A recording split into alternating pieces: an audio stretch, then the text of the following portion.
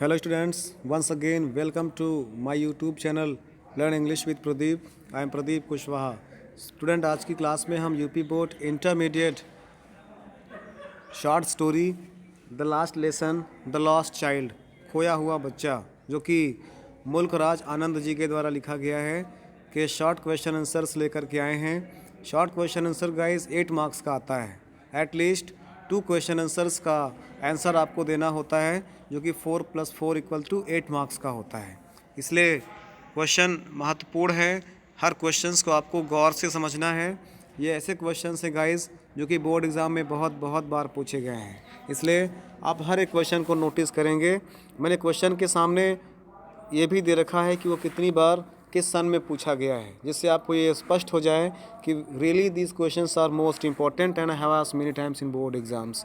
तो क्वेश्चन देखते हैं. आज का पहला क्वेश्चन है कि what were the things the child was attracted to in the fair before getting loss.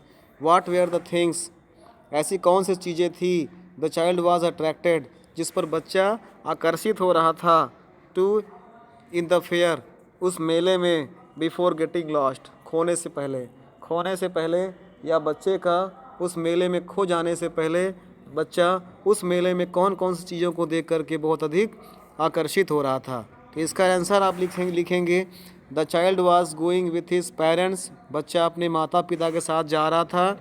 He was attracted by the toys, sweets, balloons and merry go around, अर्थात बच्चा अपने पेरेंट्स के साथ मेला देखने जा रहा था. और he was attracted by the toys, और वह टॉयज़ को देख करके, खिलौनों को देख करके, स्वीट्स, मिठाइयों को देख करके, बैलून को देख करके, एंड मैरी गो अराउंड, और अपने आसपास की सभी सुंदर चीज़ों को देख करके वह बहुत अधिक आकर्षित हो रहा था और वह चीज़ों की तरफ बढ़ रहा था, उनको पाना चाह रहा था. ठीक है ना. क्वेश्चन नंबर 2 देखते हैं. क्वेश्चन नंबर 2 कहता है what did the child finally wanted in the story the lost child. अंत में बच्चा क्या चाहता है इस कहानी के अनुसार. Give examples in support of your answer, अपने आंसर को सपोर्ट करने के लिए एग्जाम्पल भी दीजिए. इसी क्वेश्चन को दूसरे प्रकार से पूछा गया है 2013, 15 और 20 में कि describe the plight of the child after he loses the company of his parents as given in the story the lost child. The lost child में दिए गए कहानी के अनुसार जब बच्चा अपने पेरेंट्स से दूर हो जाता है तो किस प्रकार से सोचता है या उसकी स्थिति क्या होती है. इसी क्वेश्चन को अन्य प्रकार से पूछा गया है 15 और 17 में कि what was the condition of the child when he lost his parents. जब बच्चा अपने माता पिता को खो देता है तो उसकी कंडीशन क्या थी, उसकी स्थिति क्या थी. 2018 में इसी को और प्रकार से पूछा गया है what was the plight of the child after he had lost his parents at the fair. मेले में बच्चे को बच्चे द्वारा मेले में अपने पेरेंट्स से दूर हो जाने के बाद या अपने पेरेंट्स से खो जाने के बाद उसकी प्लाइट क्या थी, उसकी स्थिति क्या थी, उसकी अवस्था कैसी थी, वो क्या सोच रहा था. चलिए ठीक है, इसका आंसर देखते हैं.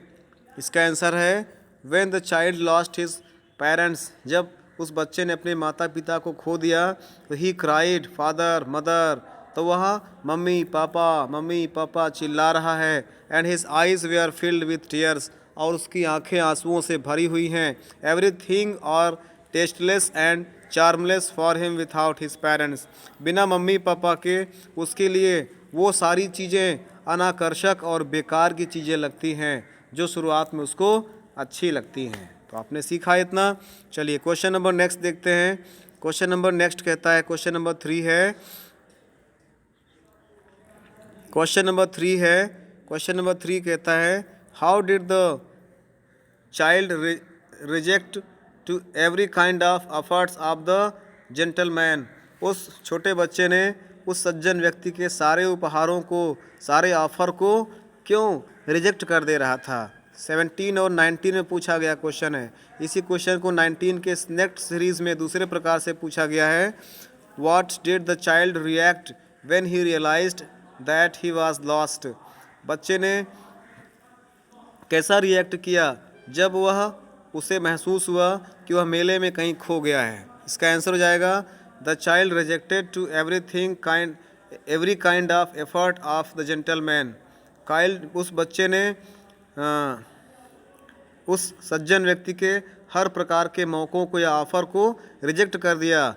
He was just calling his lost parents, और वह केवल अपने खोए हुए बच्चों को या खोए हुए माता पिता को याद करता है। वह अपने केवल खोए हुए माता पिता को याद करता है। अब उसे किसी भी प्रकार की कोई भी चीज़ पसंद नहीं आती है। क्वेश्चन नंबर नेक्स्ट देखते हैं। क्वेश्चन नंबर 4 कहता है कि why did the child enter the over crowded temple. कहते हैं बच्चे ने उस भीड़ से भरे हुए मंदिर में क्यों प्रवेश किया। वो बच्चा उस भीड़ से भरे हुए मंदिर में क्यों प्रवेश करता है। 2015 में पूछा गया क्वेश्चन है। इसका आंसर हो जाएगा the child enter the over crowded temple to find his parents whom he had separated in the fair।